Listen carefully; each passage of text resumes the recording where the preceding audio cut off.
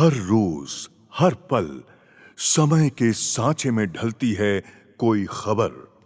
हर खबर आप तक पहुंचाएगा जन जागरूकता मीडिया, सरोकार अभिव्यक्ति की आजादी का, पैरोकार निर्भीकता और सच्चाई का।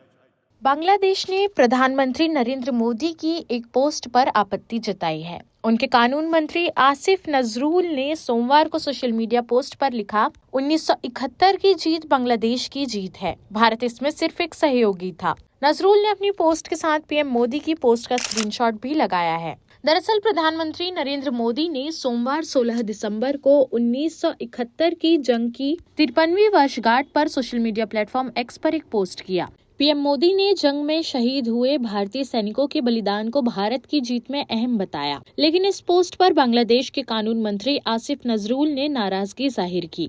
बांग्लादेश के कानून मंत्री ने इस टिप्पणी पर आपत्ति जताते हुए फेसबुक पर लिखा कि यह जीत बांग्लादेश की थी और भारत केवल सहयोगी की भूमिका में था। नजरुल ने अपनी फेसबुक पोस्ट में मोदी की टिप्पणी का स्क्रीनशॉट भी शेयर किया। भारत और बांग्लादेश ने कल 16 दिसंबर को 1971 के युद्ध की 53वीं वर्षगांठ मनाई है। दोनों देशों ने कोलकाता और ढाका में इस जीत को लेकर कार्यक्रम भी किए। ढाका में बांग्लादेश के राष्ट्रपति मोहम्मद शहाबुद्दीन और मुख्य सलाहकार मोहम्मद यूनुस ने राष्ट्रीय स्मारक पर जाकर शहीदों को श्रद्धांजलि दी। वहीं कोलकाता में भारतीय अधिकारियों ने भी शहीदों को नमन किया। इस मौके पर 1971 के युद्ध में शामिल भारतीय और बांग्लादेशी सैनिकों ने परस्पर सम्मान प्रकट किया। बांग्लादेश ने 1971 में 16 दिसंबर के दिन भारत की मदद से पाकिस्तान से आजादी हासिल की थी। पाकिस्तान सेना के 90,000 सैनिकों ने भारतीय सेना के सामने सरेंडर कर दिया था। यह ऐतिहासिक क्षण बांग्लादेश की आजादी का प्रतीक बन गया। भारत की मदद से बांग्लादेश ने पाकिस्तान से मुक्ति पाई।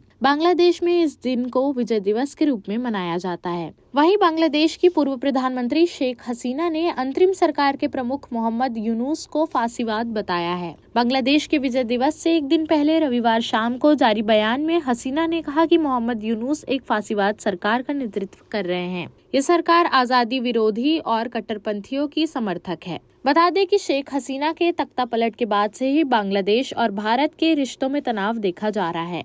बांग्लादेश सरकार की पीएम मोदी की टिप्पणी पर आपत्ति से दोनों देशों के संबंधों में नया मोड़ आ सकता है। विजय दिवस पर किए गए इन बयानों ने इतिहास की व्याख्या को लेकर दोनों देशों के नजरिए में अंतर अब सामने आ गए हैं। भारत एक ऐसा देश है जिसने किसी अन्य देश को कभी गलत नजरों से नहीं देखा, बल्कि हमेशा उनकी मदद की है। ऐसा पहली बार नहीं है जब किसी पड़ोसी देश ने भारत के एहसान को भूलकर उसे आंखें दिखाई हो। भारत की विदेश नीति का एक अहम हिस्सा नेबरहुड फर्स्ट की नीति है। इसका मकसद अपने पड़ोसी देशों के साथ मजबूत संबंध बनाना, क्षेत्रीय सहयोग बढ़ाना और साझा चिंताओं को दूर करना है। भारत के कई पड़ोसी देश हैं जिनमें अफगानिस्तान, भूटान, बांग्लादेश, चीन, पाकिस्तान, बर्मा, श्रीलंका, मालदीव और नेपाल शामिल है। लेकिन क्या पड़ोसी देशों ने भी भारत के साथ वैसा ही संबंध निभाया है? प्रधानमंत्री के तौर पर अपने पहले दौरे के दौरान नेपाल 2014 अगस्त, श्रीलंका मार्च 2015 और बांग्लादेश जून 2015 में नरेंद्र मोदी का जिस तरह बड़े पैमाने पर स्वागत किया गया था और आम लोगों की शानदार प्रतिक्रिया मिली थी, उन देशों में बाद में तस्वीर वैसे नजर नहीं आई। पाकिस्तान के साथ संबंधों में भी बेहतरी के कोई लक्षण नहीं नजर आए। बात करें नेपाल की, तो नेपाल में नए संविधान को लागू करने के दौरान भारत के मौन समर्थन से चलाए गए आर्थिक नाकेबंदी कार्यक्रम के खिलाफ नेपाल की आम जनता भारत विरोधी प्रदर्शनों में शामिल हो गई। फिलहाल नेपाल की सत्ता में केपी शर्मा ओली को भी कट्टर भारत विरोधी ही माना जाता है। मालदीव में भी बीते साल चुनाव में भारत समर्थक सरकार को सत्ता से हटाकर राष्ट्रपति की कुर्सी पर बैठने वाले मोहम्मद मुइज्जू ने तुरंत अपने देश से भारतीय सेना को हटाने की मांग उठा दी। उनकी पार्टी की ओर से चलाए गए इंडिया आउट अभियान को काफी समर्थन मिला और राष्ट्रपति मुइज्जू बिना किसी हिचकिचाहट के चीन की ओर झुके नजर आए। यहाँ तक कि जो भूटान सामरिक, विदेशी और आर्थिक लगभग तमाम मामलों में भारत पर निर्भर है, उसने भी अकेले अपने दम पर चीन के साथ सीमा पर बातचीत शुरू कर दी। उसने कूटनैतिक संबंध स्थापना के चीन के प्रस्ताव को भी सीधे तौर पर खारिज नहीं किया। भारी आर्थिक संकट के दौर में भारत ने जिस श्रीलंका की काफी मदद की थी,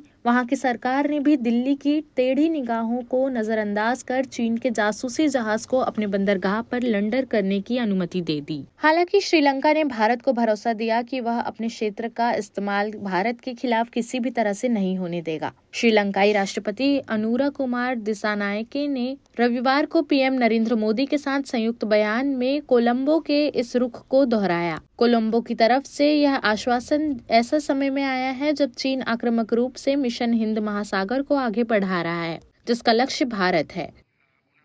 फ्रेंड्स, हम दोनों इस बात से पूरी तरह सहमत है कि हमारे सुरक्षा हित एक दूसरे से जुड़े हैं। हमने रक्षा सहयोग समझौते को शीघ्र अंतिम रूप देने का निर्णय लिया है। हाइड्रोग्राफी पर भी सहयोग की सहमति बनी है। हम मानते हैं कि कोलंबो सिक्योरिटी कॉन्क्लेव क्षेत्रीय शांति, सुरक्षा और विकास के लिए अहम प्लेटफॉर्म है। इसके अंतर्गत maritime security, counter terrorism, cyber security, तस्करी और ऑर्गेनाइज्ड क्राइम के खिलाफ लड़ाई, humanitarian assistance and disaster relief जैसे विषयों पर सहयोग बढ़ाया जाएगा। हालांकि भारत पहुंचे श्रीलंकाई राष्ट्रपति के इस बयान में किसी भी देश का सीधे तौर पर नाम नहीं लिया गया, लेकिन यह किसी से छुपा नहीं है कि उनका इशारा शी जिनपिंग की देश की तरफ था। यह ध्यान रखना महत्वपूर्ण है कि पड़ोसी देशों के साथ संबंधों में उतार चढ़ाव आते रहते हैं, लेकिन भारत हमेशा शांति और सहयोग के लिए प्रयास करता है। देश प्रदेश की सभी बड़ी खबरों से जुड़े रहने के लिए हमारे YouTube चैनल को लाइक, शेयर और सब्सक्राइब करना ना भूलें। साथ ही लेटेस्ट खबरों के लिए बेल आइकन को प्रेस